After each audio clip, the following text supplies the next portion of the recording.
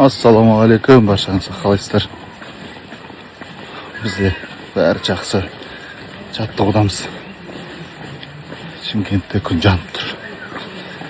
Қазір спаррингке кетіп бара жатырмыз. Деген бар. Ордабасы ғой. Балыққасын олайсыз ар жағыңыздан. Мынандай қызыл балықтар бар ғой. Болмайды деді, бірақ аквариум не ау деймін. Сәттілік бүгін алғашқы спарринг, құдай қаласа. Құдай қаласа. 4 раундтан жай форма кіріп қойсақ. Жай форма кіріп жатырмыз. Америкаға дайын болып барамыз дейсің ғой. Ескі шетелге аттанамыз.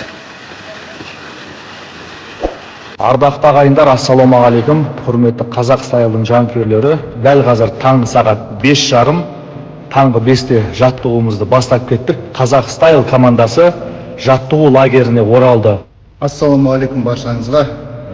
Құдай қаласа мінекей жаттығуымыздың бірінші этабы басталды. Аздап салмақ түсіру бар, аздап формаға кіру бар.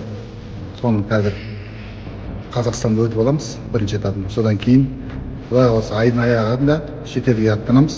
Сол жақта бізді үлкен спарринг күтіп тұр. Құдай қаласа желтоқсан айында үлкен жекпе-жек күтіп тұр. Соның алдында бізге 2 рет жаттығу лагерінен өтуіміз керек. Біріншісін қазір өтіп жатырмыз. Айдың соңында бұйыртса шетелге аттанамыз. Бапкермен үлкен командамен жұмысты бастаймыз. Оға дейін формаға кіріп алуымызды жөн деп шештік. Аяқ қолдарды қатайту, физикалық тұрғыдағы жұмыстар. Содан кейін әрине практика, ол школа, өзіміздің школаларды еске түсіру керекпіз. Аяқ қолдарды соған бейімдеп жұмыс ету керекпіз. Қазіргі таңда сол физикалық тұрғының, техникалық тұрғыдағы жұмыстар. Жаттығу залындамын қазір. Бір оқиға есіме түсіп кетті. Оны кешіктірмей мынау жастармен, інілермен бөлісуім керек деп шештім. Бұны мен кітабыма да жазам, Құдай қаласа. Бірақ мынау бір кезек күттірмейтін бір маңызды дүние. Астанадан Алматыға қарай ұшып бара жатырған едім. Дастан Сәтбаевты көріп қалдым. Мен Дастанмен былай жеке таныс емеспін. Екеуміз кездесіп қалсақ бәлкім мен де танымайтын шығар, бірақ мен оны сыртынан білем, футболшы екенін. Бүкіл Қайрат командасының жігіттері бір жақта отыр. Дастан Старбакста отыр. Мен кофені жақсы көремін ғой, білесіздер. Кофеге барып кезекте тұрдым. Дастанға көзім түсіп кетті. Жігіттер келіп фотоға түсіп жатыр, жас қыздар. Бірақ Дастан не істеп отыр дейсіз ол Старбакста? Кофе ішіп отыр дейсіз ба? Видео звонокпен қызымен немесе анасымен сөйлесіп отыр, достарымен сөйлесіп отыр дейсіз бе? Жоқ. Дастан отырып алып футбол көріп отыр ғой. Кеш болып қалған, қанша бір түнгі 11-дің шамасы. Кәдімгі футбол көріп, матчтарды изучать етіп, қай ойыншы қалай ойнап жатыр, көзім түсіп кетті. Анау бір жеке дүние емес болған екен, кейде сол кісінің көзің түсіп кетеді ғой. Негізі біреудің телефонын өйтіп шұқыланып қарауға болмайды. Қараңызшы, міне футболдан тыста, ойыннан тыста өзін дамытып отыр. Басқа жігіттер басқа жақта енді әртүрлі күтіп отыр, біреумен сөйлесіп отыр, бірақ Дастанның екі көзі футболда. Тура осындай қасиет Жәнібекте бар.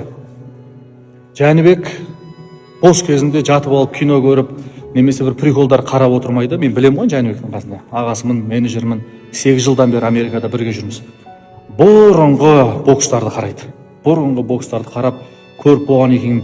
Бір черно-белый видеолар ғой. Келеді да екеуміз ақылдасамыз. Беке, мына видеоны қараңызшы. Мына жерде джебті былай ұрған екен. Мына жерде апперкотты былай ұрыпты, мынау өткізіп алып былай тастапты деп.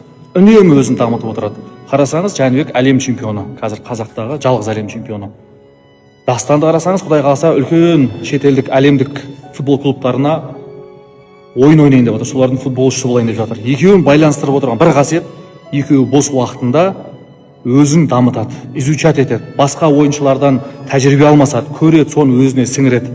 Айтайын дегенім, қорытынды бұдан шығатын дүние, жігіттер, інілер, бір жетістікке жету керек болатын болса, міндетті түрде күніге өзіңді дамытуың керек. Ізденуің керек, мамандармен ақылдасу керек, видео көру керек, оқу керек. Ол тек қана мысалы курсқа бардың, алдым, залға келдім, жеңдім деген дүние жоқ, сабаққа қатыстым, білім мол деген дүние жоқ. Үнемі ізденісте болған адам жетістікке жетеді екен. Осыған менің тағы көзім жетті. Осы екі жігітті салыстырып өздеріңізге баяндап бердім. Сол үшін сіз бір істі бастап жатқан болсаңыз, болашақта бір істің иесі, яғни бір кәсіптің иесі болғыңыз келсе, күн демей, түн демей іздене беріңіз. Ізденсеңіз мұратқа жетесіз. Жаттығу, тағы да жаттығу. Басқа ештеңе жоқ. Қайсы аға? Ассалаумағалейкум. Біраз өтіп шығыпсыз ғой, телефонсыз ба? Азғанда размен ішті. Бірінші жыл жай сол жылы жатырмыз. Мені жай тастап отырмаған осы. Ешкім жоқ. Бір өзіңіз. Бәрекелді. Еңбек ету керек, еңбек. Әдемі ғой. Темір көтересіз ба? Темір спортшы болып та көтермеген, бапкер болып та көтермеген. Old school. Орыстардың жақсы бір мақалы бар. Сильному не нужен дейді, а слабому не поможет деген бір қағида бар. Енді бәріне бірдей деп айтпаймын. Мен үшін сол. Менің үйдегі кетпен күрек сағаным өзі жетеді. Алмастырамайды дейсіз ғой. Алмастырамайды. Әдемі ғой. Мен біраз жүгіремін де көтеремін кішкене азу керек. Жігітем тек жақсы сөз ол арнайтұғын, тебіреніп тек жақсы сөз толғайтұғын. Ей қазақта Жәнібек дейтін батырлар көп оларды мен айтайын қандайтұғын. Керейдің Жәнібегін кім білмейді, қазаққа қызмет еткен алмайтыным. Ал шақшақ Жәнібектің орны ерекше, кез келген жаудың бәрін жалмайтұғын. Жәнібек дейтін сұлтан болған дейдім, туралықты айтудан танбайтұғын. Ал бүгінгі Жәнібек мүлде бөлек, әрдайым ел намысын қорғайтұғын. Менмін деген боксерлар нокаутап, соққысын алған кезде зарлайтұғын. Мұхиттың ар жағында мойындатты беделін ешкім түсіре алмайтұғын. Қысқасы бұл жәкеңе түсіндік қой, Құдайым қуат беріп қолдайтынын. Бұл күні бар әлемге паш етіп жүр, Жәнібектің осалы болмайтынын. О жәке, біздер үшін ол алыпсыздар, бокстың тарихында қалыпсыздар. Ей, бұл күні Берік аға екеуіңіз қаншама шаршы топты жарыпсыздар.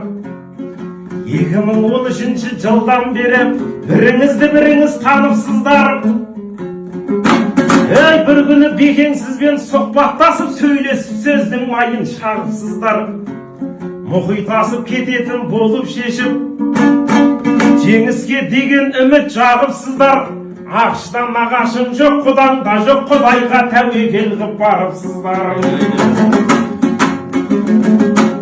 Одан бері қаншама уақыт болдым, бір астан шапағымен атып келдім. Әлем чемпионы атанып тұңғыш қазақ жәкең алаш жұртына бақыт болды. Біздің тіліміз келмейтін белбеулер дап, бұл күні бұғанасы бекіп келдім. Бұл жеңісте Бекеңнің үлесі көп, інісімен бір кетер төгіп келдім. Міне Берік Жәнібек ағаларым, тер төгіп қанша еңбек етіп келдім. Ақшта ешкім күтіп алмаса да, қаншама кезеңдерден өтіп келді. Ешкім күтіп алмаған екі бала, күтпеген жетістікке жетіп келді.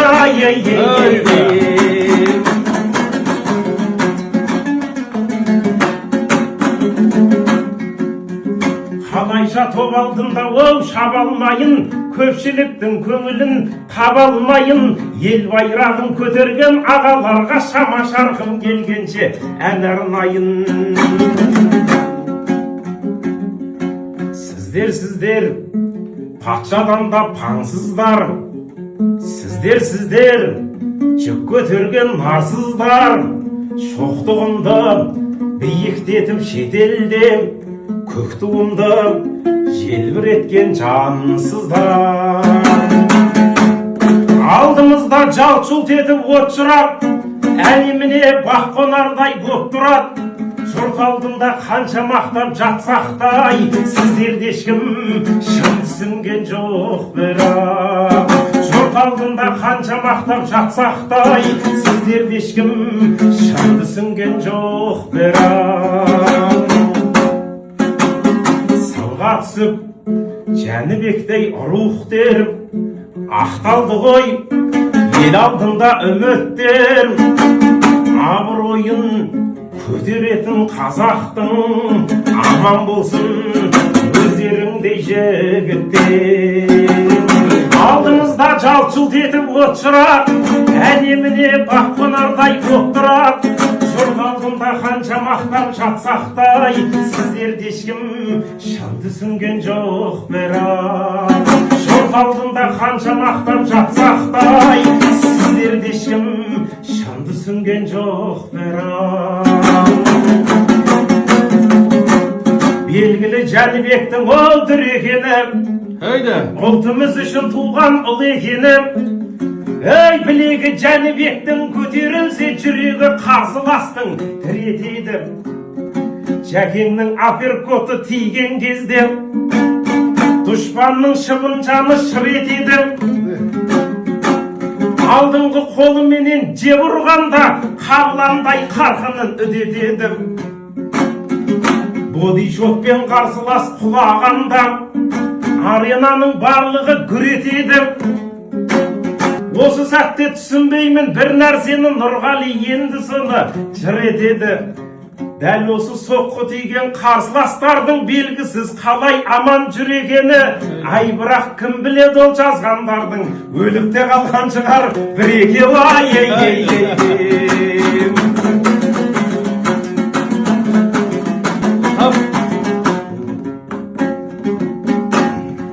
Жайлауында жүрген жігіт бағып қой, Жәкең келіп жасап жатыр анық той. Президенттің құрметтейтін өзі де біздің Жәкең міне сондай танып қой. Ешқашанда жүрмей тұғын түнеріп, жүретұғын аттың басын жіберіп. Біздің Жәкең ағылшынша білсе де тек қазақша сөйлейді ғой шіреніп.